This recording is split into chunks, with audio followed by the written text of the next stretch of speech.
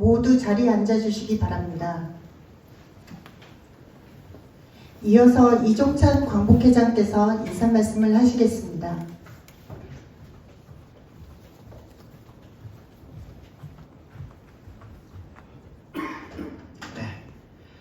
여러분 반갑습니다. 오늘은 우리가 우리 후손이면서 지금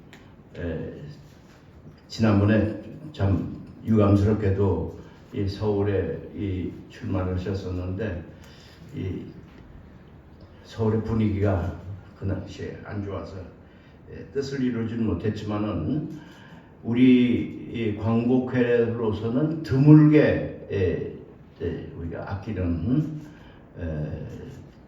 분을 오늘 강사로 모셨습니다. 그래서 오늘은 주로 이제 우리 국회 입법에 관한 문제를 이제 세부적으로 말씀을 드리는데 아마 좋은 기회를 갖는 것 같습니다. 특히 이런 분들이 우리 광복회 주역이 돼서 좀 더 이 광복회가 좀 활성화되기를 저는 항상 희망을 하고, 또 여기 독립운동 독립영웅 아카데미에 있는 요원들도 장차 여러분들이 우리 광복회를 운영하는 주체가 되기를 제가 희망하고 있는 사람입니다. 광복회가 지금 굉장히 노화되어 있어요. 노화되어 가고 있고 후손들이지만 이미 70대를 넘어간 분들이 대부분이에요. 나만 해도 지금 80대, 이제 90대를 바라보고 있는 사람인데, 우리 같은 사람은 이제 빨리 후진들에게 인계를 해주고 그냥 앉아서 잘 되기만 바라고, 또 혹시 참고될 만한 얘기가 있으면 조언이나 해주는 이제 세대가 돼야 되지 않나 이렇게 생각합니다. 그래서 여러분이 여기 아카데미 참여한 거는 그냥 여기 교양을 쌓는 것도 물론 중요하지만은 앞으로 이 광복회를 우리가 운영해 나갔을 때 이 광복회에 있는 문제들을 어떻게 해결해 나가느냐 하는 것을 쌓기 위해서 이렇게 귀중한 시간을 가졌다, 이렇게 여러분이 그렇게 생각을 해 주시기 바랍니다. 특히 제가 최근의 얘기만 하나 할게요. 최근에 우리가 지금 독립 역사전쟁을 하고 있잖아요. 역사전쟁에 물론 지금 정권을 장악하고 있는 윤석열 정부가 그걸 둘러싸고 있는 분들이 상당히 뉴라이트적이 돼서 우리는 그걸 거부하고 있어. 거기서 싸우고 있습니다.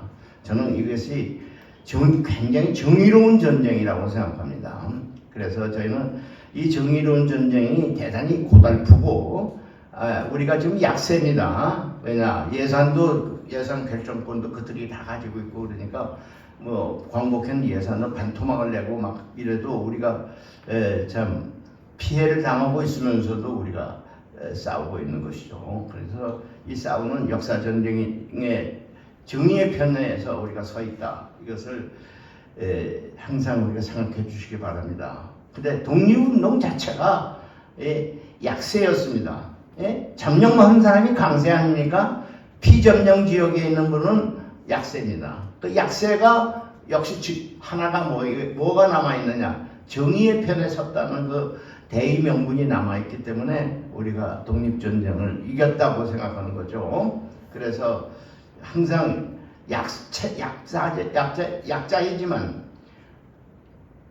우리 예수 그리스도가 약자지, 이 빌라도가 더 강했지 예수가 더 강하지 못했잖아요. 그러나 그런 빌라도가 만든 법정에서 십자가에 돌아가실 수밖에 없는, 언제나 약자는 정의와 더불어 가는 겁니다. 그리고서 정의가 끝내는 승리를 하게 되는 거, 이것을 우리가 역사에서 배웠고 성경에서 배웠고 또 교육을 통해서 배웠습니다. 그래서 우리가 정의의 편에 지금 서 있다 생각하는데, 그러니까 굉장히 여기 더 많은 아카데미 지망자가 있었어요. 근데 나중에 뭐라고 얘기하면 조금 입장이 편할 때 오겠다 하는 그런 분들도 많습니다.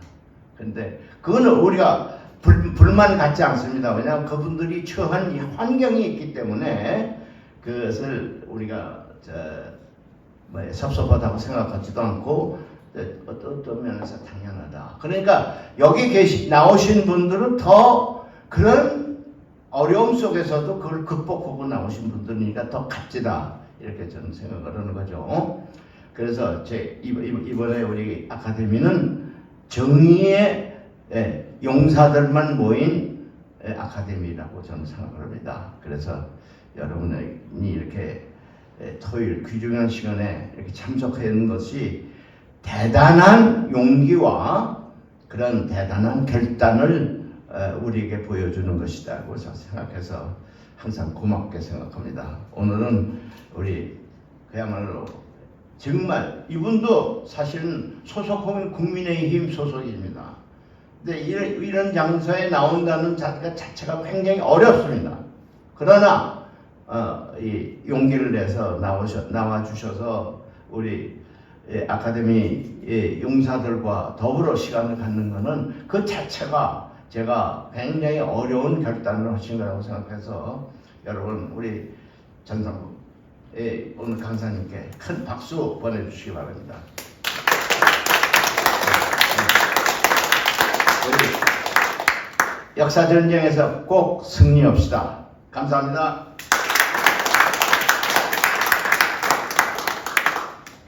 오늘 강연은 독립유공자 예우에 관한 법률 중심으로 국회 입법 과정에 대한 주제입니다. 오늘 참석하신 분들은 독립유공자 후손으로 나라를 빼앗겼을 때 나라를 되찾기 위해 자발적으로 독립운동 전선에 뛰어든 독립유공자와 나라의 부름을 받고 전장에 나간 다른 국가유공자와는 성격이 다르다는 것을 잘 알고 계실 겁니다. 오늘 독립유공자 예우에 관한 법률로 만들어지는 과정을 살펴보면 지금 대한민국의 정체성을 어디에 두어야 하는지 잘 알 수 있을 것이라 생각합니다. 오늘 강연은 전삼범 법무법인 로고스 변호사님께서 해주시겠습니다. 전삼범 변호사님은 1935년 1월부터 서울중앙고등보통학교 4학년 재학 중에 반제동맹에 참여하여 학생운동을 했던 독립운동가 전종관 선생의 손자이십니다. 전 변호사님은 서울대학교에서 법학으로 학부와 석사를 수료하셨고 현재 법무법인 로고스에서 변호사로 활동하고 계십니다. 2001년 43회 사법시험을 합격해 2005년 34기로 사법연수원을 수료하고 2008년 춘천지방법원 판사를 시작으로 수원지방법원, 서울중앙지방법원, 서울동부지방법원 판사로 재임하였습니다. 2020년 전주지방법원 군산지원 부장판사, 의정부지방법원 부장판사로 올해까지 재직하셨습니다. 여러분, 전상범 변호사님께 박수 부탁드리겠습니다. 네, 안녕하세요. 전상범입니다. 먼저 제가 사실 여기 계신 분들은 정말 독립영웅의 후손이신데 이 자리에서 강의를 제가 하는 것 자체가 큰 영광인 것 같고요. 과연 강의를 제대로 할 수 있을까 너무 떨립니다. 판사 시절에 강의를 많이 했었는데 이 독립유공자 예우에 관한 법률 이 부분은 저도 처음이라서 약간 긴장은 되는데 오늘은 독립유공자 예우에 관한 법률에 대해서 간단히 보시고 그 법률에 있어서 지금 개정이 진행이 되고 있는데 그렇다면 국회에서 어떻게 법률을 제정 또는 개정하는 과정이 진행되는지 같이 보도록 하겠습니다. 그리고 마지막으로는 시간이 된다면 대일 청구권 수혜 기업에 대해서 과연 그 기업들이 앞으로 어떻게 사회 공헌을 할 수 있는지 같이 보도록 하겠습니다. 그리고 가장 먼저 보시면 우리 같이 뉴스를 좀 보겠습니다. 항일운동을 했던 독립운동가 후손들의 초원 문제 짚어보겠습니다. 독립운동하면 3대가 망한다는 한탄이 나올 정도로 이 최소한의 대우도 못 받고 생활이 어려운 후손들이 많습니다. 그 실태를 양민철 기자가 취재했습니다. 86살 한성주 씨는 광복회 부자금을 모았던 독립운동가 한태석 선생의 손자입니다. 80 넘은 나이에도 실록품 가게를 운영하는데 순수입은 한 달 100만 원이 안 됩니다. 그나마 생계가 유지되는 건 독립운동가 후손에게 지급되는 보훈급여 덕입니다. 그것만 200이 동남아. 네, 그리고 또 국민학원이나 국민연금은 조금 돼도 한 50만 받아요. 보험급여금은 적게는 80만 원, 많게는 200만 원까지 지급됩니다. 독립운동가 후손 가구 소득의 30%가 보험급여금, 개인으로 따지면 소득의 45%를 차지할 만큼 비중이 큽니다. 하지만 독립운동가 후손이라 해도 아무나 받을 수 있는 건 아닙니다. 현행법은 후손 한 명으로만 지급 대상을 제한하고 독립운동가 사망 시점이 광복 전이냐, 후냐에 따라 후손 지급 범위가 또 달라집니다. 이수경 씨는 그 까다로운 조건을 충족하지 못해 독립운동가 손녀임에도 또 형편이 어려운데도 보험급여를 받지 못합니다. 40만 원, 월 20만 원을 주고 살고 있거든요. 저기로 들어가면 어디로 또 옮겨 가야 되는데 독립유공자 후손 가구의 순자선은 국민 평균치를 윗돕니다. 보험급여가 없다고 가정하면 후손 가구의 46%가 정부의 저소득층 기준에 해당합니다. 한 명만 등록이 되고 거기에 대한 지원금만 나오기 때문에 다른 형제분들은 연금이나 아니면 국가의 보호 차원에서 그런 혜택을 받고 있지 못하기 때문에 일단 형제들에 대한 대상을 확대해야 되고요. 친일파들이 일본 재산으로 후손들은 3대가 여유롭다는데 독립운동가의 후손들은 명예는 물론 가난만 물려받는 현실, 정의와 공정이라는 절대명제의 첫 단추부터가 잘못 꿰어져 있습니다. KBS 뉴스 양민철입니다. 보시면 혹시 굉장히 화가 나시나요? 어떠신가요? 약간 나중에도 이제 말씀을 드리겠지만 독립유공자, 독립운동 하신 분들의 후손들께 보상금을 드리는 이유에 대해서 조금 말씀을 나눠볼 예정입니다.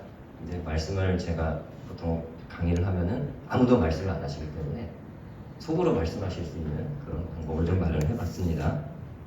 대부분 본인 배우자는 안 계시고 자녀분도 안 계시니까 표시가 안 되는 거겠죠? 독립유공자분하고 이제 손자녀분들 혹은 증손자녀분들이 많으시다는 거로 이제 생각을 하고 강의 방향을 잡겠습니다. 그러면 혹시 독립유공자 본인 또는 유가족의 혜택에 대해서 관심이 있으신지 클릭을 하시면 어떻게 되는지 알 수 있을 것 같습니다. 혜택에 특별한 관심도 없고 알지 못하신 분들도 계시고, 근데 안 계시네요. 보통은 관심도 있고 구체적인 내용도 알고 있다. 사실 저는 지금은 저도 이제 C에다 클릭을 했는데 이번에 법을 공부하기 전에는 관심은 있었는데 구체적인 내용은 알지 못했습니다. 법을 공부를 해보니까 이런 혜택을 받는구나 라는 것을 알게 됐고요. 어떤 혜택인지는 조금 이따 보겠습니다. 혹시 혜택을 받고 계신지에 대해서 본인이죠. 그러니까 저 같은 경우에는 큰아버지가 혜택을 받고 계시고 저는 혜택을 받지 않고 있습니다. 혜택을 받고 계신 분들도 있으시고 대부분 혜택을 못 받고 계시는 것 같아요. 현재는 받고 있지 않으신 분들도 계시고요. 이게 법이 바뀌면서 혜택을 받으시다가 손자로서 혜택을 받으시다가 못 받으시는 분들도 계실 것 같아요. 그래서 법이 어떻게 바뀌었는지 아시면 조금 도움이 될 것 같습니다. 지금 왔다 갔다 하고 있네요. 유공자 본인 또는 유가족 혜택을 받고 있다. 이런 분들도 그래도 3분의 1 되시니까 다행인 거죠. 자, 이제 어떤 혜택이 있는지 간단하게 보겠습니다. 이게 잘 안 보이긴 하는데요. 독립유공자가 되시면 본인과 유족에게 보상금이 나가게 됩니다. 그런데 기본적으로 보상금은 이따 보겠지만 본인은 뭐 당연한 거지만 유족분들 중에는 한 분만 받도록 돼 있고요. 생활조정수당 같은 경우에도 유족증이 있는 분들만 특별한 경우에 한해서 생활 수준을 고려해서 받도록 돼 있습니다. 그리고 제일 밑에 생활지원금 같은 경우에는 유족증이 없으신 분들에 대해서도 일부 요건이 되면은 받으실 수가 있고요. 그 금액은 그렇게 크진 않습니다. 그리고 이제 사망을 하시게 되면은 일시금을 받으실 수 있는데 독립유공자의 유족 같은 경우에는 보상금이 완전히 종결된 경우 아무도 보상금이 나가지 않는다고 할 때 극히 일부를 받으실 수가 있습니다. 자, 이 부분 같은 경우는 지금까지 보상금 같은 경우는 나중에 보면 유가족 중 한 분에만 해당이 됩니다. 그리고 보시면 교육과 취업과 의료, 대부, 기타에 대해서 어떤 혜택을 받으실 수 있는데 이것은 순위와 상관없이 혜택을 받으실 수 있는 부분입니다. 그러면 지금까지 어떠한 혜택을 받으시는지 보상금의 혜택, 그리고 의료 혜택, 취업 혜택, 기타 혜택이 있는데 가장 중요하다고 생각하는 혜택은 어떤 걸까요? 여러 가지가 있습니다. 생각은 다를 수도 있을 것 같아요. 네, 저희 50%인 거 보니까 이제 점점 이제 보상금 쪽으로 올라가는데 이게 또 출제자의 의도가 이제 드러나는 거죠. 제일 처음에 적은 거는 가장 이게 중요하다고 생각해서 제일 처음에 적긴 했는데 보상금 아마 의료 및 대부에도 올라가는 것 같아요. 이 화면에 나오진 않지만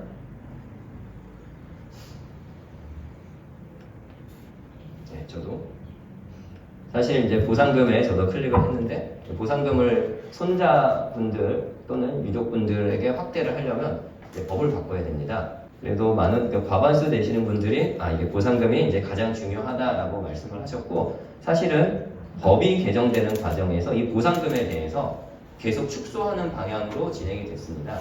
그러다가 한 번은 헌법재판소에서 야 이건 너무한 거 아니냐 이거는 위원으로 결정하자라고 얘기한 경우도 있었는데 조금 이따가 입법 과정에 대해서 좀 입법 연역에 대해서 보면서 같이 나오도록 하겠습니다. 그리고 그러면 왜 유족에게 보상금을 지급하냐 여러 가지 생각이 있을 수 있는데 이건 정답이 있는 건 아닙니다.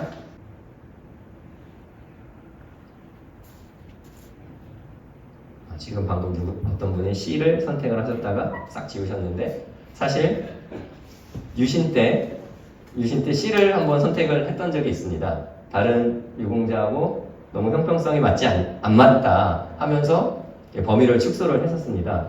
그런데 지금은 우리가 형평을 주장을 하면 안 되는 이유가 그것도 법이 바뀌는 과정에서 보실 수 있는데 다른 유공자와 같이 규정을 하다가 어느 순간 독립유공자는 별도로 봐야 된다고 하면서 법이 바뀌었습니다. 그러다 보니까 지금은 C를 선택을 하시면 입법의 기류에 맞지 않는 것 같고요.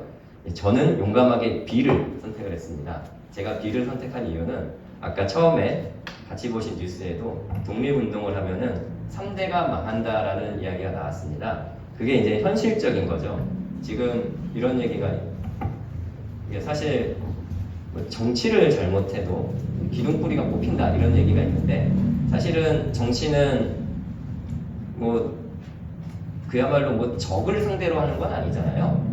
그럼에도 불구하고 기둥뿌리가 뽑힌다는 얘기가 있는데 저 당시 1945년 이전에는 일본은 이제 적국이었던 거죠. 적하고 전쟁을 한다면 전쟁을 하기 위해서는 군자금이 필요하고 또 많은 사람들을 모아야 됩니다. 그러다 보면은 본인들의 가산을 탕진할 수밖에 없고 제대로 된 직업을 갖기가 굉장히 어렵습니다. 그러다 보니까 이제 그 독립운동을 하신 분의 자녀분들에 대해서도 어떤 가산을 남겨주기가 굉장히 어려운 거죠. 반면에 친일했던 사람들은 가산을 많이 모아서 후손들에게 가산을 많이 남겨줬습니다. 그러다 보니까 친일파들이 가진 땅을 찾기 소송도 많이 있었고 그래서 현실적인 고통이 있기 때문에 저는 이제 보상금을 지급하는 거 아닌가 싶지만 물론 당연히 독립운동하신 분들의 헌신을 기억하는 것과 아울러 현실적인 고통을 보상을 해야 된다는 생각을 하고 있고요. 그러다 보면은 법을 잘 만들어야겠다. 저는 이제 그런 생각을 하고 있습니다. 현재 우리 독립유공자 예외 관한 법률은 도대체 어떻길래 보상금이 제대로 지급이 되고 있고 또 헌신을 기억을 하고 있는지 보도록 하겠습니다. 순국선열과 애국지사에 대해서 사실 저는 이 순국선열과 애국지사의 구별 개념에 대해서 이번에 정확하게 알게 됐는데 제가 1월 달에 출마를 했을 때 어떤 기자가 저한테 문자를 남기더라고요. 애국지사의 후손이셨군요 라고 이제 문자를 남긴 거예요. 저 그때까지만 해도 이제 바쁘고 정신이 없다 보니까 순국선열과 애국지사를 이제 구별을 할 생각을 안 했습니다. 근데 이번에 법을 보니까 순국선열과 애국지사가 이제 명확하게 법에 나와 있고 그리고 이제 구별을 좀 하게 됐습니다. 예외에 관한 법률의 적용 대상자는 순국선열 1945년 8월 14일까지 항거하시다가 순국하신 분들을 의미를 하고요. 애국지사는 1945년 8월 14일까지 일제에 항거한 사실이 있는 분들을 의미를 합니다. 그리고 그 유족도는 가족에 대해서 적용을 하게 되어 있습니다. 그리고 유족도는 가족의 범위에 및 그 순위에 대해서 같이 보면 배우자, 자녀, 손자녀, 며느리가 있는데요. 우선 유족이 되시기 때문에 이분들은 아까 봤던 교육 혜택이라든가 의료 혜택 같은 걸 같이 보실 수가 있습니다. 하지만 유족이라고 정해져 있지만 보상금에 대해서는 별도로 규정을 하고 있습니다. 이 보상금에 대해서는 월액으로 지급을 하고, 그러니까 처음에 보셨던 표는 이제 월 보상금 액수입니다. 그리고 선순위자 1명, 선순위자를 보시면 배우자가 계시면 배우자가 우선 받으시는 거고요. 자녀분이 계시면 자녀분 중에 이제 선순위자가 받게 됩니다. 그런데 자녀분들이 안 계셨을 때 손자녀가 승계를 할 수 있느냐, 여기서 이제 가장 큰 문제가 되고 있습니다. 손자분들 중에서 받으시는 분들도 계실 거고, 저 같은 경우에는 이제 큰아버지가 지금 보상금을 받고 계신데, 저는 이제 이 현행법상은 못 받습니다. 저는. 왜냐하면 저희 할아버지가 1945년 8월 15일 이후에 사망하셨기 때문에 저는 못 받습니다. 그래서 1945년 8월 14일 이전에 사망하신 아무래도 순국선열분이 되시겠죠. 그분들의 손자녀에 대해서는 생활 수준을 고려해서 한 분에게 지급을 하도록 하고 있습니다.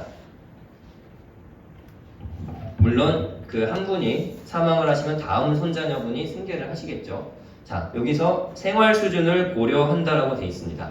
연장자가 아닙니다. 제일 먼저는 손자들끼리 협의를 하는데 협의가 안 되면은 생활 수준으로 심사를 하게 되고, 그게 안 될 때 생활 수준이 모두 같으면 그때 연장자가 되는데, 이 부분에 대해서는 위헌 결정이 나와서 그 부분 좀 이따가 같이 보도록 하겠습니다.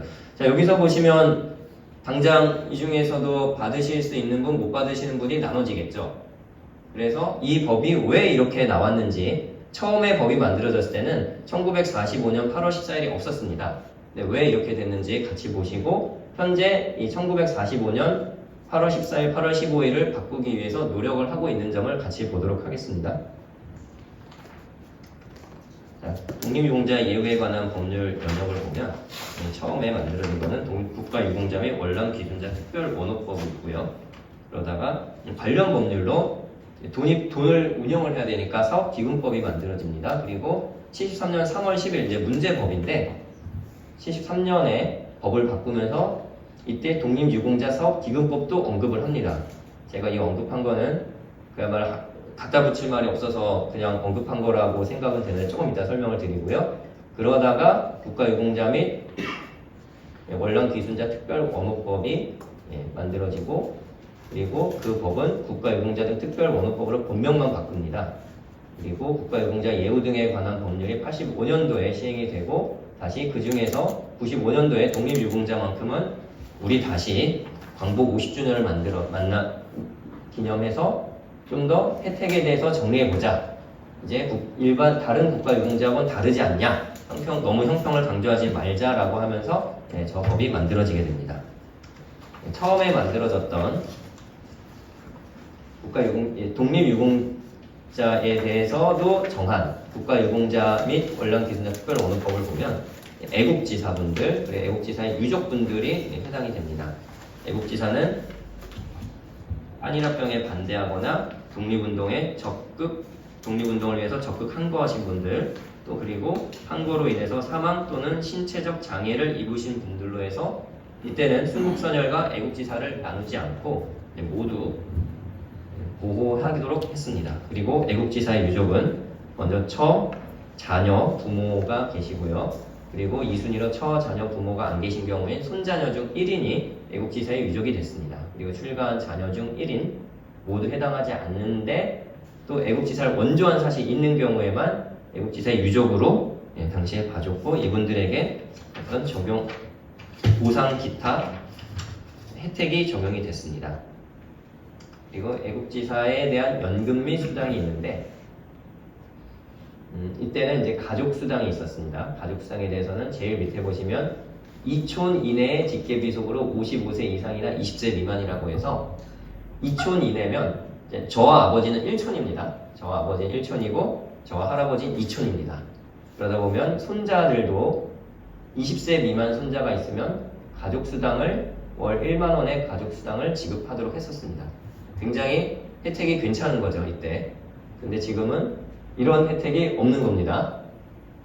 그래서 처음에 우리나라 65년이죠. 65년도에 그렇게 62년이네요. 62년도에 예산이 많지 않을 때에도 독립유공자에 대해서는 우리가 독립운동의 정신을 기리자 하면서 굉장히 많은 혜택을 줬었습니다.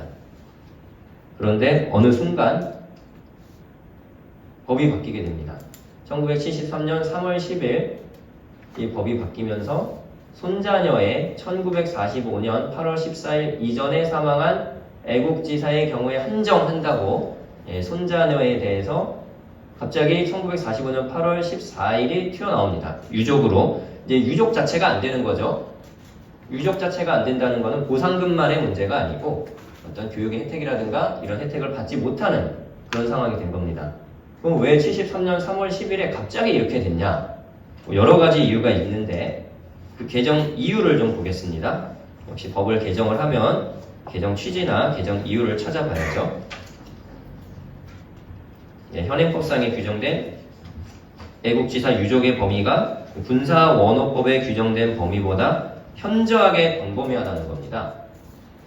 일단 그렇게 써 있어요. 개정 취지에 현저하게 광범위하다. 또한 동일한 원호 목적을 가진 독립유공자 사업기금법에 규정된 독립유공자의 유족과도 그 범위가 상이하다.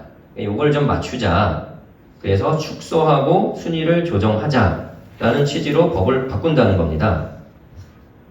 애국지사 유족을 애국지사로서 사망한 자와 친족관계 있는 배우자, 호주 상속자인 자녀 및 손자녀, 출가한 자를 제외한 자녀, 부모의 순위에 따라 심사위원회에서 결정된 자로 한 이렇게 개정 이유가 되어 있는데 첫 번째, 군사원호법에 규정된 범위보다 현저하게 광범위하다는 거에 대해서는 국가에서 예산이 부족하니까 이렇게 보려면 볼 수는 있습니다. 그런데 두 번째, 독립유공자 사업기금법에서 정한 유족의 범위와 상이하다고 됐는데 저는 이 법을 찾아보니까 하나 이제 구실로 삼은 거 아닌가. 이 법을 좀 보겠습니다. 국가유공자 및 월남기순자 특별법이 아닌 독립유공자 사업기금법입니다. 보면은 처음에 67년도에 이 73년도 개정 전에 67년도에 있던 이 법에는 배우자와 직계 비속과 그 처에 대해서 독립유공자 유족이라고 봤습니다. 그런데 시행령에 보면은 독립유공자 사업기금법 시행령에 직계 비속의 범위는 2촌 이내다 라고 되어 있습니다. 2촌 이내이기 때문에 할아버지가 독립유공자면 손자까지 해당되는 걸로 되어 있었습니다. 독립유공자 사업기금법이에요. 그러다가 아까 보시면 이게 73년 3월 10일 시행이었잖아요. 그리고 독립유공자 사업기금법의 범위와도 상이하다는데 여기까지는 상이하지 않습니다. 1945년 8월 14일 이전에 삼촌이라는 건 한 개 더 다는 거니까 손자까지 포함이 돼 있죠. 그런데 독립유공자 사업기금법 똑같은 시행입니다. 1973년 3월 10일에 이 법을 바꾸면서 손자녀에 대해서 45년 8월 14일 이전에 사망한 독립유공자 경우에 한정한다라고 법을 바꿨습니다. 그러니까 이 법을 바꾸면서 이 독립유공자 사업기금법에 이렇게 정해져 있으니까 우리도 그렇게 바꾸자 라고 하면서 억지로 바꾸게 된 거죠. 개정 이유를 억지로 쓰게 된 겁니다. 다른 법에 먼저 바꾼 게 아니라 동시에 바꾼 거죠. 동시에 바꾼다는 거는 독립유공자 사업기금법이 이미 바뀌어서가 아니라 우리는 그냥 어떻게든 유족의 범위를 축소하겠다라는 그런 마음을 먹고 법을 바꾸게 된 겁니다. 그러면서 원래 시행령에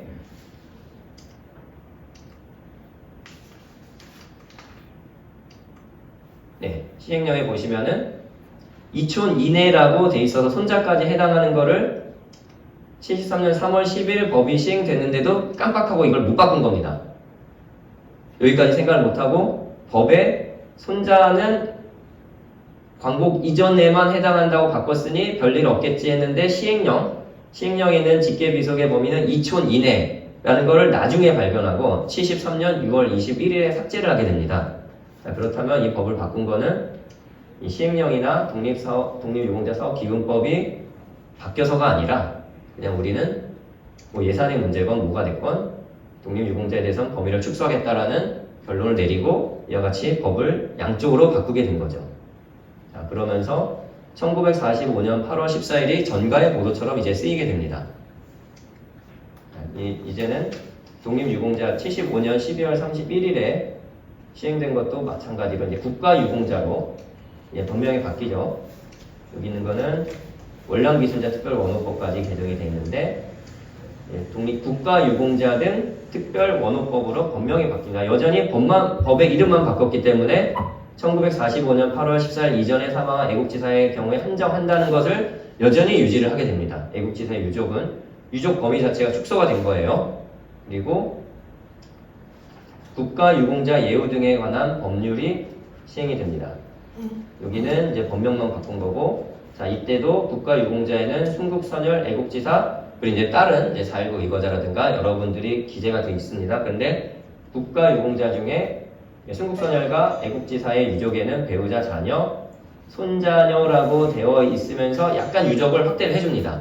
그리고 다만 연금에 대해서는 다시 1945년 8월 14일 이전에 사망한 순국선열 또는 애국지사의 호주 상속자인 손자녀에 한정한다라고 하면서 연금에 대해서 의료 혜택이라든가 다른 교육 혜택이 아닌 역시 예산이 나가는 데에 대해서는 45년 8월 14일이라는 전가의 보도를 또 사용을 하는 거죠.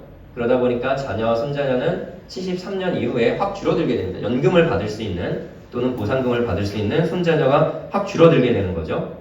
그리고 94년 12월 31일에 저 법이 개정이 되면서 순국선열 및 애국지사의 예우에 대해서는 따로 법률로 정한다 라면서 국가유공자 예우에 관한 법률이 시행이 됩니다. 이게 지금 현재 시행되고 있는 법의 이제 모태가 되는 거죠.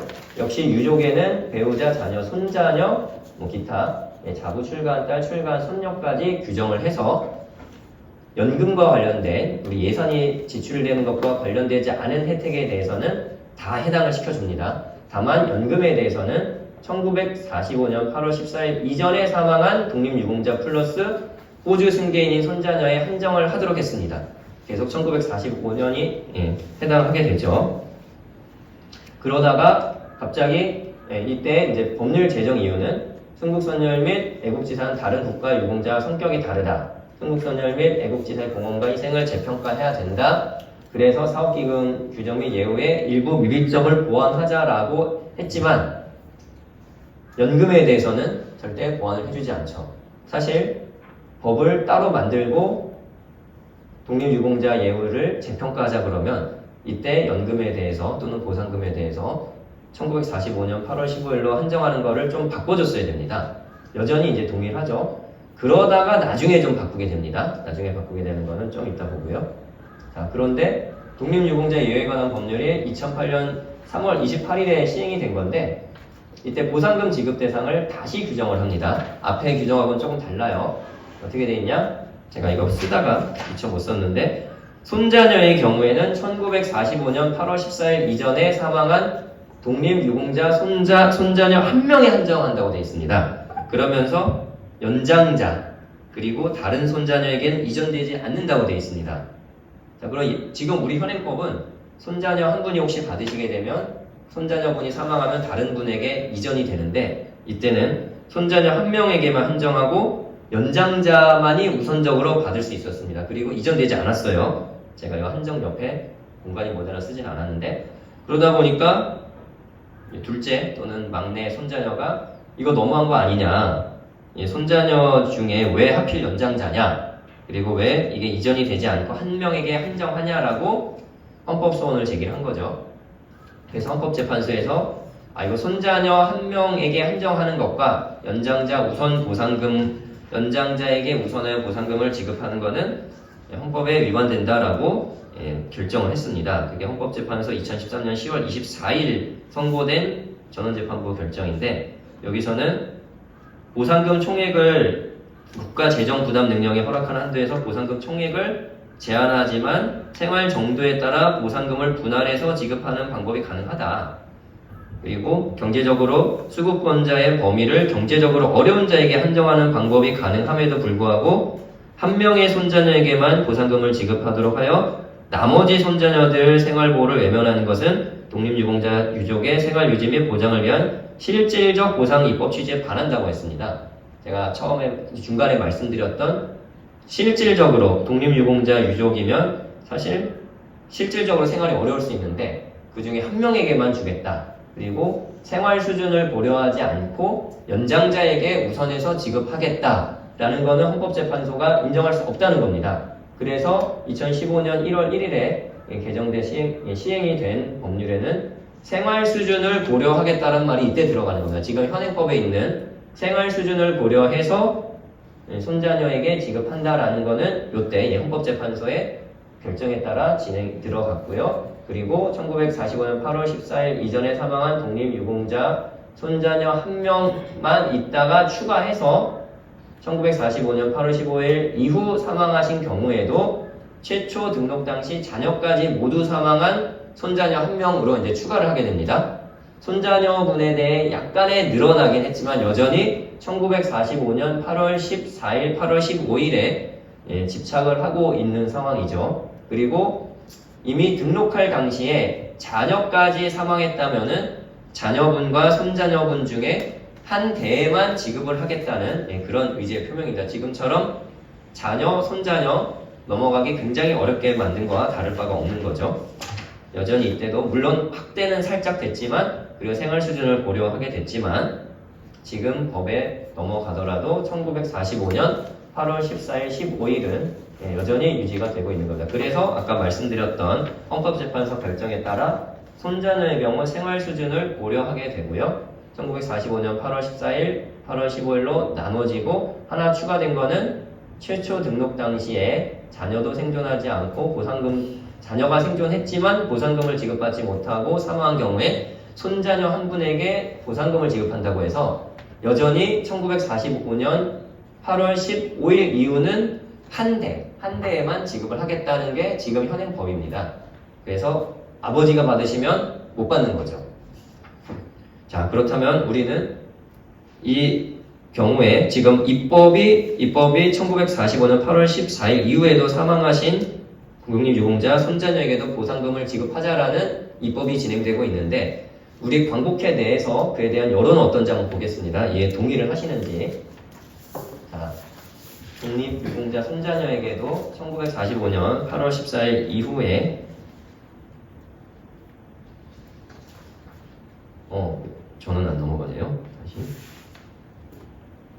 동의를 하시는지. 우리끼리도 의견이 일치 안 될 수도 있습니다. 뭐 예를 들어 국민적 합의에 따른다 라고 제가 한번 클릭을 해볼게요. 네. 대부분 모두 동의하시네요. 이게 또 제가 공개적으로 이거 동의하십니까 하면은 저도 이거 지울게요. 공개적으로 동의하십니까 하면은 또 이게 말씀을 잘 안 하시거든요. 내가 나를 위해서 입법을 하라고 말하는 게 가능하냐 뭐 이러신 분들이 계셔가지고 익명성이 보장되니까 그럼 저도 사실은 저의 사심이 전혀 아니고 대의를 위해서 동의한다에 클릭을 하겠습니다. 그러면 이 입법에 지금 어떻게 우리가 진행이 되고 있는지 부동의하신 분이 늘어났습니다. 네, 아주 공정하신 처음에 나왔던 뉴스에 나왔던 공정, 정의에 있어서 나는 그래도 셀프 입법은 안 된다 하시는 분이 계시네요. 자, 이러면 이제 법 통과되기 어려워집니다. 자, 보겠습니다. 지금 광복회고에 보시면은 유신 비상가기 일방 축소는 아까 처음에 얘기했던 갑자기 법이 73년도에 법이 바뀌어서 1945년 8월 14일이라는 전가의 보도가 이제 등장한 그 법 이전으로 우리는 돌아가자. 손자녀 수급권 등을 복원하자라는 지금 논의가 있고 이 개정안이 발의가 되어 있습니다. 자, 이 개정안이 이제 통과가 될지는 조금 이따 입법 과정에서 같이 보겠지만 그 개정안을 먼저 보겠습니다. 이 개정안이 통과가 될지 안 될지 그리고 이 개정안은 굉장히 확대를 해놨는데 왜 이렇게 하는지 보겠습니다. 자, 우선 유족 또는 가족의 범위를 확대를 했습니다. 배우자, 자녀, 손자녀인데 지금은 최초 등록 당시 자녀 및 손자녀가 사망하면 가장 가까운 직계 비속이라고 돼 있어요. 근데 이걸 확대를 하자. 자녀가 사망하면 손자녀의 자녀 중 한 명이면 지금 이제 증손자도 유족으로 봐주는 거죠. 이거 바뀌면요. 현행법에는 증손자는 유족으로 봐주지 않고 있습니다. 물론 이제 가장 가까운 직계비속이 된다면 증손자도 가능하겠지만 일반적으로는 손자녀가 사망했을 때 다른 직계비속이 있을 수 있어서요. 그런데 자녀가 사망하면 손자녀의 자녀 중 한 명도 승계 대상이 된다. 그리고 자녀 및 손자녀가 사망하면 가장 가까운 직계비속 및 그의 자녀까지 해서 한 대를 더 늘려주는 거죠. 현행법보다 한 대씩 더 늘리자라는 유족의 범위 확대가 있습니다. 지금 이렇게 개정하자는 거예요. 그리고 보상금 지급도 마찬가지입니다. 월액을 지급하고 선순위, 이게 현행법에서 저는 다 빼자.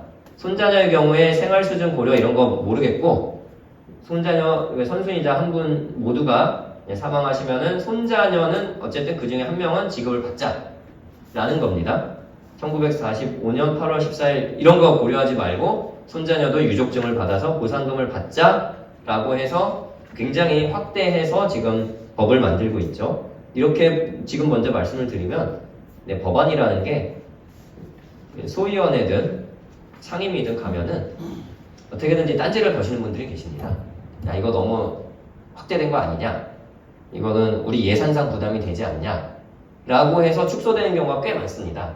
그러려면 법을 통과시키려면 먼저 법을 크게 만들어야 그 중에서 일부를 삭제하면서 조금 축소해서 통과가 될 수 있는 가능성이 높아지기 때문에 법을 조금 더 확대해서 진행을 하는 경향이 있습니다. 법 개정을 하려면 준비를 해야 되는데 먼저 법을 개정을 하거나 만들려면 어떤 법이 존재를 해야 되는지 알아야 됩니다. 그래서 법제처 국가법령정보센터를 네이버든 어디든 검색을 하시면 이런 화면이 뜨고요. 이 법이든 대통령령이든 규칙이든 판례 등 여기 다 있으니까 여기서 조사를 하시면 됩니다. 그리고 예를 들어 독립유공자 예우에 관한 법률을 바꾸시려면 그걸 먼저 검색을 해보셔야겠죠. 그래서 그 내용을 아시고 어떤 문제가 있는지 보시면 될 것 같습니다. 물론 어떤 문제가 있는지는 언론을 보시는 게 더 빠르고요. 제가 법을 읽어본다 해도 언론을 접하지 않으면 그 법의 문제점을 바로 캐치하기 굉장히 어렵습니다. 아니면 정말 아까 우리가 법을 봤듯이 1960년대부터 지금까지의 법을 싹 다 뒤져보고 눈 씻고 찾아보면 발견이 될 수는 있습니다. 그런데 그렇게 하시기 굉장히 어려우니까 현행법을 보고 현행법에 이슈가 되는 언론을 검색하시는 게 더 빠릅니다. 그리고 법을 알고 나서는 의안정보 시스템을 이것도 네이버든 검색하면 나오는데 여기를 보시면 됩니다. 왜냐? 발의된 법안들이 있습니다. 국가유공자 예우에 관한 법률 같은 경우도 많은 분들이 발의를 했습니다. 근데 일부는 통과되고 일부는 통과되지 않았습니다. 그리고 내가 발의 또는 개정을 원하는 법은 기존에도 누군가가 발의하거나 개정을 제안했을 가능성이 굉장히 큽니다. 그 문제의식은 1945년 8월 14일, 15일을 기준으로 손자녀를 구별하는 부분이 문제라는 거는 제가 인식을 하면 다른 분도 인식할 수 있습니다. 그렇다면 누군가는 그 개정에 대해서 발의를 했겠죠. 그래서 발의된 내용들을 한번 보시는 겁니다. 과거의 의안을 꼭 확인하는 것은 제정을 추진하다가 통과가 안 된 데 이유가 있지 않겠습니까? 그게 예산의 문제일 수도 있고 아니면 아직 사회적 합의가 안 됐다 또는 형평성에 문제가 있다 라는 문제가 있을 수 있습니다. 그래서 이런 보완할 부분들을 입법을 준비하는 데 있어서 보완할 수 있는 부분들을 찾아야죠. 그리고 연구를 해야 됩니다. 그리고 기존 개정안을 이제 분석을 해야 됩니다. 의안정보 시스템에서 개정안이라고 올라왔던 거 클릭을 하면은 보시면 여기는 대안 반영으로 통과돼서 폐기가 됐다는 겁니다. 이거는 기존 어떤 누군가가 법을 냈는데 이 법에 있어서 이거는 통과시켜줄 수 없고 이 법의 내용을 살짝 다른 데에 반영을 해서 통과를 시켰고 이 법은 통과시키지 말자 이렇게 합의가 된 겁니다. 그래서 의안 원문에서 제안자의 법안을 확인하고 만약에 위원회에서 심사를 했으면은 검토 보고서가 있습니다. 거기 보면은 검토 보고서에 통과가 안 되는 문제점이 적시가 되어 있습니다. 그 검토 보고서를 보시고 이번에 이 문제점을 파악하고 해결할 수 있는 방안을 꼭 제시를 하셔야지 통과가 될까 말까 하는 상황입니다. 그럼 문제점을 파악하고 그 좋은 법안을 만든다고 해서 누가 통과시켜주냐? 그렇지가 않습니다. 이 법 하나 만드는 게 굉장히 어렵습니다. 법안을 이따가 보시면 발의하시는 쪽은 의원들, 국회의원이나 정부 발의가 있는데 의원들의 마음을 움직이거나 정부의 마음을 움직여야 됩니다. 근데 이분들의 마음이 그냥 움직여지지 않고요. 아, 이 법을 만들면 뭔가 사회적으로 의미 있는 일이 되겠다. 아니면 이 법을 만들면 내가 그러니까 스스로의 보람을 느낀다거나 아니면 큰 이슈가 돼가지고 언론에 더 오르내릴 수 있는 그런 상황이 돼야 이 법을 통과시키려고 굉장히 큰 노력을 해줍니다. 의원들에게 제시되는 법이 굉장히 많은데 그 중에서 일단 선택이 돼야 되겠죠. 그렇다면은 여론 조성을 해야 됩니다. 그 여론 조성에 가장 좋은 건 국회 토론회입니다. 국회 토론회를 하면은 의원들이 와서 인사말을 합니다. 여기도 보면은 의원들 이름이 있죠. 주체에 보면은 정동영 의원, 기타 여러분들의 의원들이 있습니다. 이런 의원들이 와서 인사말을 하는데 이 토론회에 갑자기 미어 터지는 겁니다. 이 독립유공자와 관련해서 어떤 토론을 하는데 국회에 10,000명이 모였다. 이 회의실에 토론회 장소에 10,000명이 모여가지고 의원들이 못 들어가는 상황이 되는 거예요. 예를 들어 그러면은 의원들이 이게 내가 발의를 하면 10,000명의 지지를 받겠구나. 근데 10,000명으로 끝나는 게 아니잖아요. 가장 중요한 거는 입소문 같은 건데 이러면은 꼭 통과를 시켜야겠구나 하는 생각이 들 수 있죠. 그리고 이 캠페인 하이파이브가 계속 써있는데 이런 캠페인을 했을 때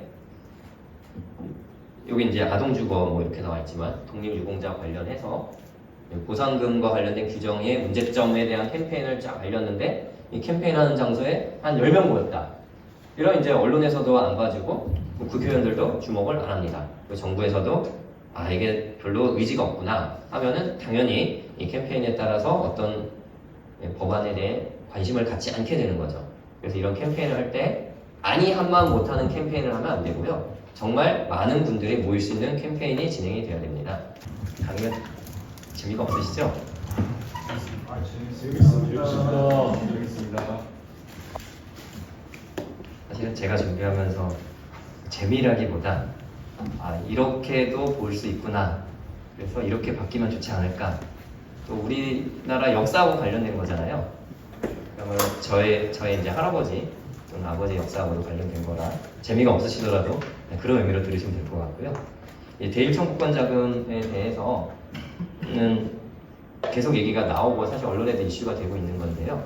이 자금이 어떻게 쓰였는지 사실 저도 잘 몰랐어요. 제가 알고 있는 거는 포스코 옛날 포항제철에 쓰였다 이렇게 알고 있었는데 그 이상으로 많이 쓰였더라고요. 그래서 혹시 대일청구권 자금이 뭔지는 대부분은 이제 어떻게 사용되는지 잘은 모르실 겁니다. 그리고 특별하게 이제 관심을 가질 만한 그런 상황이 아니었고요. 하지만 이제 법을 만들고 집행을 하려면 결국 중요한 건 특히 보상금과 관련해서 예산입니다. 그럼 과연 이 예산을 이런 기업들을 통해서 혹시라도 확보할 수 있는지에 대해서 보려고 하고요. 그러면 수혜기업에 대해서는 사용처를 알고 계신 분들이 사실 많지 않으실 것 같았고요. 저도 이번에 찾아보면서 알게 된 거고요. 그러면 이 수혜기업들이 일단은 돈을 받아가지고 일본에서 대일청구권 자금을 우리나라에 줘서 그거를 한국전력이나 그리고 포스코 같은데 이걸로 기업을 열심히 해라 하고 성장을 시켰습니다. 그럼 그 기업들, 수혜기업들은 과연 사회적 기여를 위해서 꼭 광고회 아니래도 사회적 기여를 좀 해야 되냐 안 해야 되냐에 관련해서 수혜기업은 이미 사회적 기여를 하긴 했어요. 하지만 그럼에도 불구하고 기금 출연을 해라 아니면 기금 출연을 강제하지는 않고 권장을 하자 이럴 수도 있고요.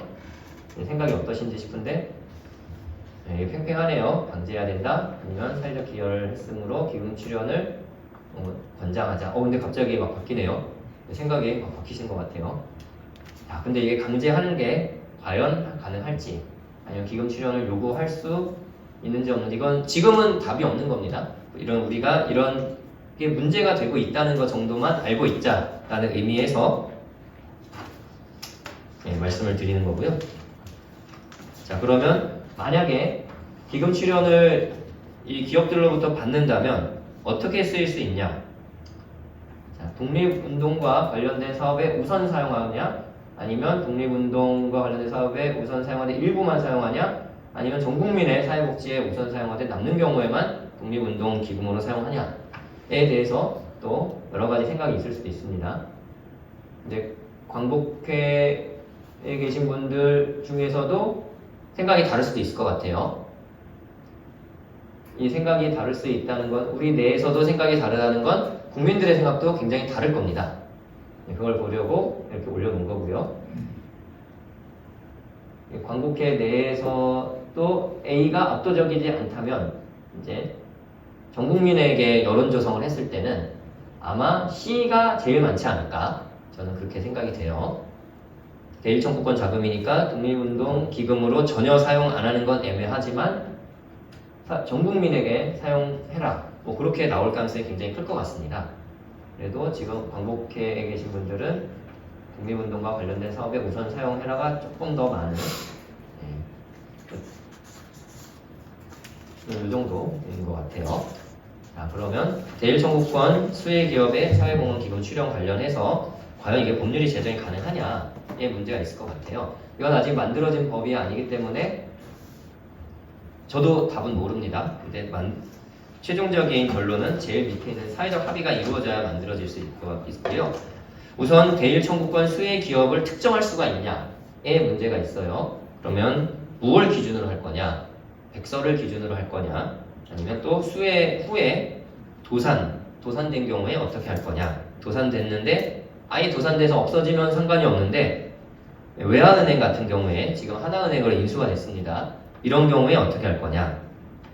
자, 이 대일청구권 수혜기업에 대해서는 이 기사가 난 게 하나 있더라고요. 시민연대는 포스코, 한국도로공사, 한국철도공사, 외환은행, 한국전력공사, KTNG, 한국수자원공사, 한국과학기술원, 기상청을 10대 수혜기관으로 지목했습니다라는 기사가 있었습니다. 시민연대가 지목한 거고요. 또 다른 곳이 지목을 하면 달라질 수 있습니다.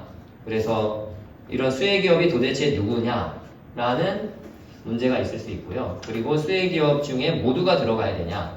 수혜기업에 어느 정도 수혜받았는지 굉장히 다르거든요.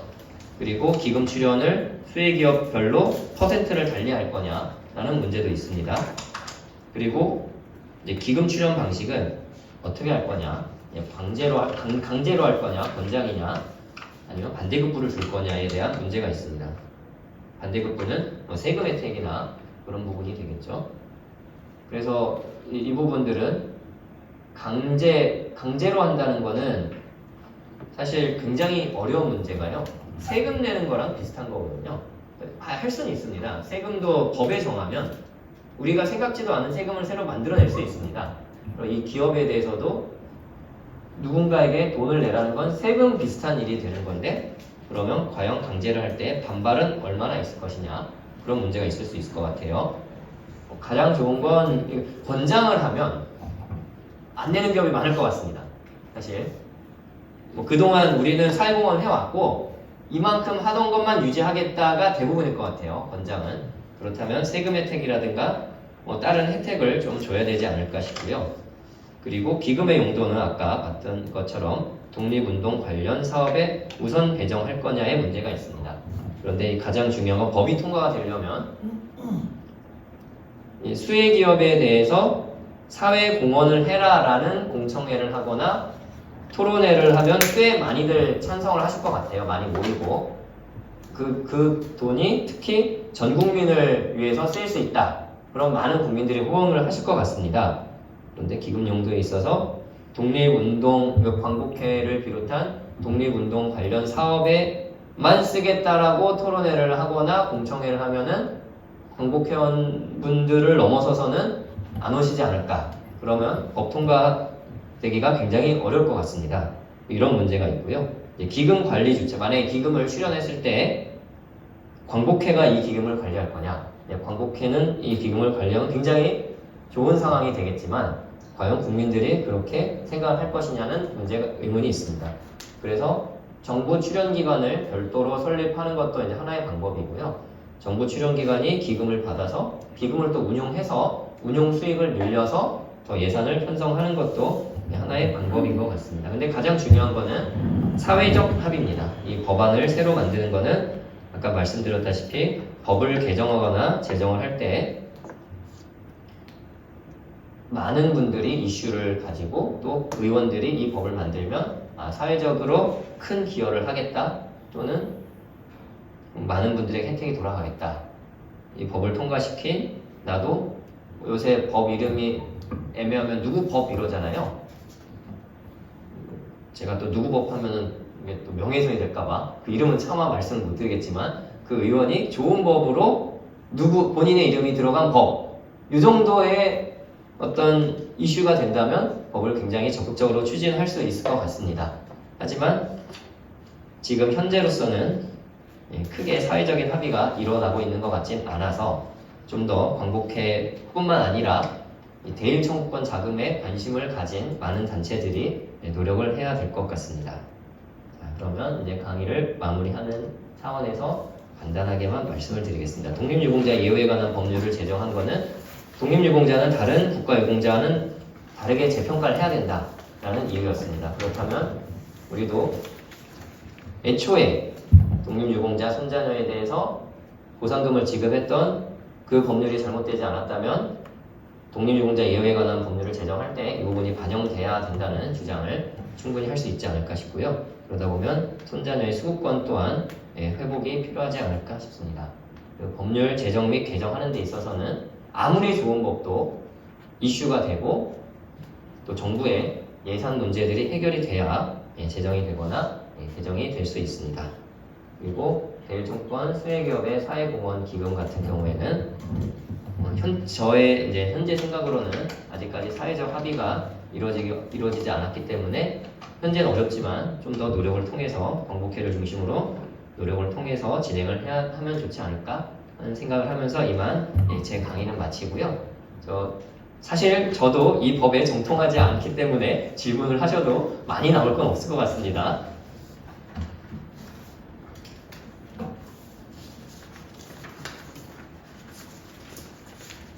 딱히 질문 없으신 거죠? 질문하실 분들 계시면 손들어서 질문 좀 해주시면 좋겠습니다. 네, 괜히 긴장됩니다.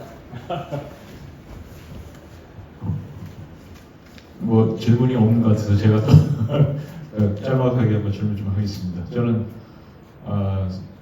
지금 현재 이제 병사에 계시지만 여성 독립운동가 오희욱 지사님의 아들 김대입니다. 네. 오늘 그 좋은 강의 잘 들었고 현재 이제 이 법이 지금 발의에 있어서 앞으로 이제 여러 가지 뭐 어려움도 있을 수 있고 좋은 시제로서 한 걸로 알고 있는데 늘 우리가 여태까지 그 느낀 것이 확대 범위도 중요하지만 이게 뭐 상당히 뭐 큰 금액도 아니지만 이게 현재 이제 또 가족 간에 어떤 면에서는 그 조금은 좀 그 평생에 조금 불합리하지 않냐. 그러니까 이제 가족 간에 좀 더 이런 부분이 침묵도 되고 해야 되는데 이제 선순위 유적으로 하다 보니까 이제 혜택을 좀 늦게 받거나 받지 못하는 그런 부분들도 없지 않아 있어서 향후에 이제 손자녀 1인까지를 확대할 때 그런 부분들도 좀 가미가 돼서 선순위 1인이 또 이제 같이 있는 다른 그 손자녀들하고 이제 형평성에는 이런 부분을 좀 배분해서 좀 더 실질적인 혜택도 주고 그리고 그 손자녀들이 우리 그 독립운동 그 선양 활동에 더 적극적으로 참여할 수 있는 이런 기회가 좀 더 확대됐으면 그런 좀 생각이 좀 들고 있습니다. 사실 저도 그 부분을 많이 생각을 좀 했었는데요.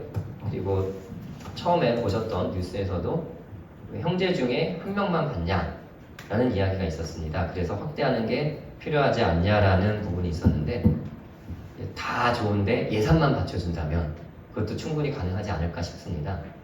그래서 저도 이제 그 취지에 공감을 하고요. 그런 예산을 확보할 수 있는 물론 우리 경제 규모가 60년대보다 훨씬 커져서 예산을 확보하려면 할 수는 있습니다. 그런데 중요한 거는 국민들이 다른 유공자들하고 봤을 때 다른 국가 유공자는 한 명만 지급하면서 독립유공자는 전체 다 지급하냐에서 사회적 합의가 이루어져야 될 것 같고요. 그러니까 예산과 관련해서는 혹시 대일청구권 수혜 기업들이 예산을 좀 더 확보할 수 있다면 더 현실화되지 않을까 싶습니다. 네, 안녕하세요. 저 김영필 선생의 예술자 김삼회입니다. 제가 작년에 이제 수권자였던 이모분이 갑자기 이제 뇌출혈로 쓰러지시면서 자식이 한 명 있는데 그 자식조차도 아픈 상황이에요. 돌볼 수 있는 가족이 없는 거죠.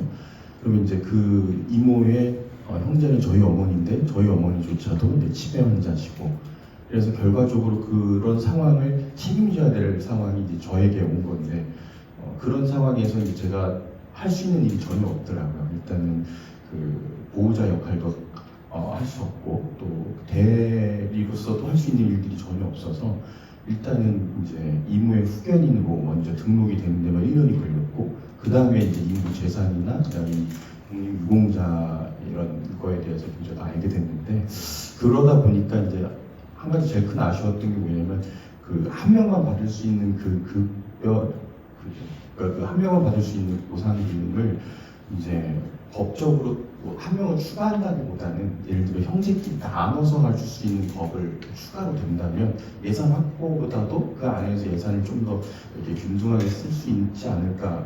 그게 이제 선택이 있더라고요. 그냥 예를 들어 이모한테 그 돈이 지급이 되면 뭐 나눠서 갔던 걸 알아서 하십시오, 가족끼리서 알아서 하십시오 하다 보니까 이게 이제 뭐 악의적으로 그러진 않겠지만은 이제 본인의 이름으로 나라에서 정한 법이다라는 어떤 기준에 의해서 안 주면 그만이 되는 거죠. 그래서 그런 것들이 좀 법적으로 추가적으로 돼서 가족들이 나눌 수 있는 그런 게 너무 좋겠고, 한 가지는 전기차도 보면 보조금이 나오고 그다음에 혜택들이 있잖아요. 그러니까 예를 들어 가족들이 보조금은 못 받더라도 혜택은 나눌 수 있는 어떤 그런 게 좀 있으면 어떨까. 예를 들어 뭐 독립유공자분들이 수강자들이 누릴 수 있는 뭐 주차라든지 어떤 뭐 그런 공공장소에 갔을 때 그런 비용들을 뭐 가족들 내에서는 그래도 같이 누릴 수 있는 그런 혜택들이 내도 제공이 된다면 예산 확보보다 좀 더 이렇게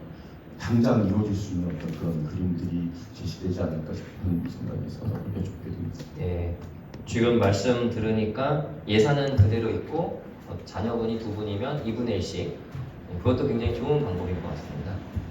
저도 만약에 당장의 예산 때문에 어렵다면 그렇게 개정하는 것도 굉장히 좋은 것 같고요.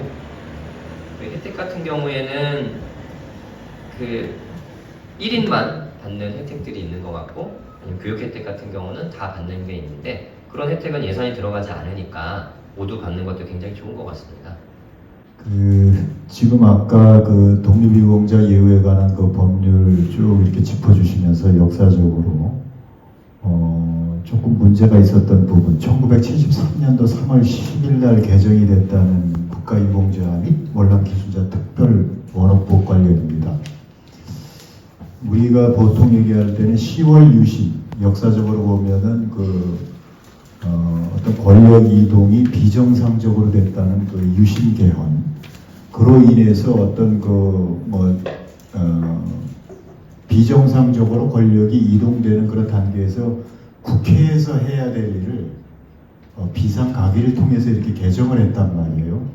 그러면 우리가 지금 광복회가 독립유공자 예우에 관한 그 법률 개정 취지를 여러 가지로 이제 써서 입법 활동을 하고 있는데, 입법 지원 활동을 하고 있는데, 이거를 국회의원들이나 이제 법률가들을 설득을 시켜야 될 텐데, 우리가 그 법률적인 오류, 그러니까 전 변호사님이 얘기하시는 법률적인 오류도 지적을 하겠지만, 이런 유신 때 이렇게 일방적으로 비상가기를 통해서 정해진 그 법률의 위법성을 들어서 우리가 더 강력하게 호소를 한다면 그것이 어느 정도로 국회에서 생각하고 받아들여질 수 있는지, 그 부분에 대해서 이제 법률 전문가인 우리 전 변호사님한테 한번 좀 여쭤보고 싶은데요. 그 부분의 지적은 어떻게 생각하십니까?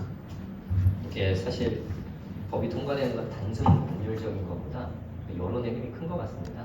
그래서 국민들이 봤을 때 유신 비상가기에 대한 비판 여론이 높으면 당연히 이런 부분들을 언급하시는 게 훨씬 좋을 것 같아요. 그런데 국민들이 유신 비상가기에 대해서 그때 정말 필요한 거였다. 우리 역사상 어쩔 수 없는 선택이었다라고는 여론이 높다면 오히려 조금 안 좋을 수도 있습니다. 근데 현 추세는 이제 유신 비상가기를 그렇게 찬성하는 여론 추세는 아닌 것 같아요.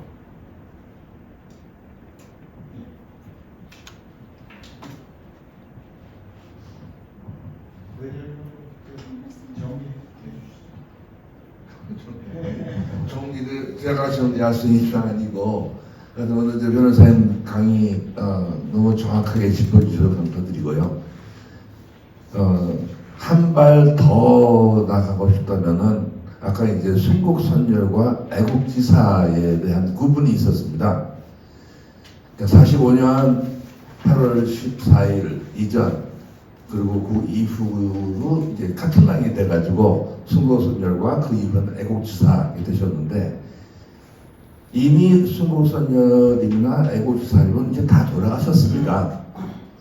그걸 굳이 이 법하고는 관계가 없지만은 이제 독립운영 예우에 관한 법률 안에 이제 그렇게 표현이 돼 있기 때문에 순국선열과 애국지사를 굳이 지금까지 와서 구분을 할 필요가 있느냐? 이미 다 돌아가신 100년이 넘으신 분들인데 그냥 독립유공자 내지는 독립운동 선열 한 글자로 가주는 게 더 좋지 않을까 하는데 결국은 이제 우리 이 법률을 다루는 데 있어 가지고 독립유공자 예우에 관한 법률 안에 들어 있기 때문에 이번에 이 법을 개정을 하면서 그것까지 같이 가져갔으면 좋지 않을까 하는 생각을 해봤습니다. 거기에 대해서는 좋은 의견이 계시는지 여쭤보겠습니다. 애초에 독립유공자에 대해서 시작한 건 이제 애국지사라는 개념으로 시작을 했습니다. 그때도 반대하시고 한일합동 반대하시고 독립운동에 적극 항거하시고 또는 그 항거로 인해 사망 또는 신체적 장애를 입으신 모든 분들을 포괄을 했었거든요. 그러니까 처음에 또 굳이 구별하지 않았었습니다. 그러다가 꼭 유신 비상 가기 때문인지는 모르겠지만 1945년 8월 14일 15일이라는 개념이 나온 이후에 85년도에 이 순국선열과 애국지사를 구별을 하게 되는데 원래 구별하지 않고도 충분히 운영했던 법안이라면 저는 이걸 굳이 구별을 할 이유가 있을까? 역시 합치는 게 좀 더 타당하지 않을까 싶습니다. 애초에 만들었던 법이 잘못된 게 아니잖아요. 저 다음 질문 하나 드리겠습니다. 전 정상규라고 하고요. 이 독립운동가 분들의 예우와 관련된 일을 좀 하고 있는데 오늘 강연 들으면서 좀 궁금한 것들이 몇 가지 있어서 좀 개인적으로 다른 분들도 좀 어떻게 생각하는지 궁금하고 또 이제 전 변호사님께서는 또 이 부분에 대해서 또 어떻게 생각을 갖고 계신지 좀 배우고자 하는 마음에 좀 질문을 드리고 싶습니다. 사실 저는 이 1945년 8월 15일이라는 날짜가 이 시점을 기준으로 뭔가를 나누는 것 자체가 좀 맞는지에 대한 좀 의문이 있습니다. 왜냐면 제가 이제 좀 다음 달에 강연이 하나 있어서 제가 자료를 좀 조사하다 보니까 1945년 이제 8월에 순국하신 독립운동가가 총 29명이 계세요. 그리고 광복이 일어났던 그 주에 돌아가신 분이 14분 계십니다. 이분은 8월 8일부터 8월 14일까지 돌아가신 분들이에요. 근데 8월 16일부터 또 8월 20일 그 구간에 돌아가신 분들도 굉장히 많거든요. 근데 8월 15일 전이냐 후이냐에 따라서 아직 결과적으로는 누군가는 운이 좋았고 누군가는 운이 나빴다 이런 식으로 해석이 될 여지도 조금 있지 않습니까? 그렇다면은 이것이 8월 15일이라는 기준이 의미가 있는 건가? 예를 들어서 저 같은 경우에 집안 어른분 중에 정용기 의병장이라고 계세요. 정용기 의병장이 1907년도에 돌아가셨거든요. 저희 아버지가 48년생이신데 증손자 격이에요. 48년생이신데 증손자거든요. 그렇게 되면은 말 그대로 45년 이 관련된 여러 현행법 기준에서도 아무런 그런 게 없어요. 그래서 이분들이 손자녀냐 증손자녀의 기준보다도 어느 시대에 태어나셨는지 어떤 현대사의 아픔을 겪으셨는지가 좀 현실적으로 고려가 좀 돼야 된다고 저는 생각을 해요. 예를 들어서 45년부터 한 50년대 후반에 태어나신 분들은 어떻게 보면 일제시대라든지 아니면 6.25의 전쟁의 피해를 그대로 다 겪으면서 자라나신 분들인데, 이 출생연도를 갖고 계신 분들이 손자녀인 것과 1970년대생, 80년대생의 손자녀인 것은 좀 구분이 될 필요가 있지 않나라는 생각이 좀 조심스럽지만 듭니다. 그러니까 이것을 단지 어떤 나이, 1945년 8월 15일이라는 어떤 시점이라든지 아니면 손자녀라는 것만으로 어떤 법이 구분되어서 혜택이 가는 게 과연 이게 형평성 측면에서 과연 맞는지, 그러니까 저희는 모르겠어요. 조금은 그것이 옳다는 어떤 가정을 먼저 하고 지금 저희가 생각하는 부분도 좀 있는 것 같아요. 그래서 애초에 그 부분에 대해서 이런 경우도 있다, 또 이런 거에 대해서는 어떻게 생각하는지 좀 생각이 궁금해서 질문 드려봅니다. 먼저 말씀하신 1945년 8월 15일이냐 아니면 1950년이냐 라는 기준은 사실은 그 형평성에 맞지 않습니다.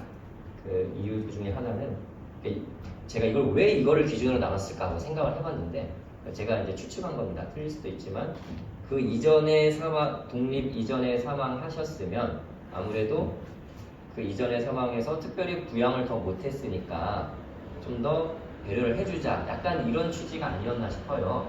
그 이후에 사망하신 분들 같은 경우는 독립 이후에 우선 일자리를 좀 구할 수도 있었고 이렇지 않겠냐는 거죠. 이건 추측입니다. 그런데 문제는 1945년 8월 1일 날 크게 다치셨어요. 독립운동을 하다가. 그런데 사망하신 거는 8월 16일입니다. 그럼 이분은 그 취지에 봤을 때, 제가 추측한 취지에 봤을 때 보호해드려야 되거든요. 아무것도 가족들한테 할 수 있는 게 없으니까요. 그래서 이렇게 형식적으로 자르는 거는 이제 옳지 않다고 생각을 해요. 저도. 그러다 보니까 손자녀가 됐든 뭐가 됐든 1945년 8월 14일, 8월 15일 기준 자체를 빨리 없애자는 겁니다. 그러면 형평성에 있어서의 문제는 어느 정도 해소가 되는 거죠. 근데 두 번째로 말씀하신 40년대에 태어났냐 아니면 1970년대에 태어났냐, 그런데 그분이 손자녀냐 증손자냐라는 부분에 있어서 그러면은 태어난 거를 기준으로 하면 사실 1960년대에 태어나신 증손자분이 더 힘들었을 겁니다. 그러니까 실질적으로는 거기까지는 충분히 이해가 되는데, 이거를 입법을 하는 사람 입장에서는 너무 많은 걸 고려를 하다 보면 법안을 통과시키기가 어렵게 되는 겁니다. 이것도 생각하고 저것도 생각하고. 그러다 보니까는 1945년 8월 14일, 15일도 형평에 맞지는 않지만 일단 예산상 어디 잘라야 되니까 의미 있는 날을 쓰자, 이렇게 한 것 같아요. 그래서 현재로서는 그 45년 8월 14일, 15일을 없애는 게 가장 좋다고 생각을 하고, 두 번째로 말씀하신 부분까지 고려를 하려면 법안 통과가 과연 될까라는 현실적인 의문이 있습니다. 실제 확인해 보다 보니까 이제 8월 15일 이후에 사망을 하셨는데 8월 초까지도 서대문 형무소에 계셨던 분들이 되게 많더라고요. 네, 그렇습니다. 이렇게 되면은 이제 사망 직전에 또 출소시키는 그런 또 일이 있지 않았습니까? 그러다 보면은 어떤 분들은 출소되고 나서 질병이 악화돼서 8월 12일, 14일에 돌아가시는데, 또 어떤 분들은 결과적으로 또 운이 나쁘게 8월 16일, 20일에 돌아가 버리시는, 그렇게 혜택을 못 받는 이런 분들이 있다 보니까 과연 이것이 좀 맞나라는 생각을 좀 이번에 좀 더 많이 해보게 된 것 같습니다. 변호사님께 박수 좀 부탁드립니다.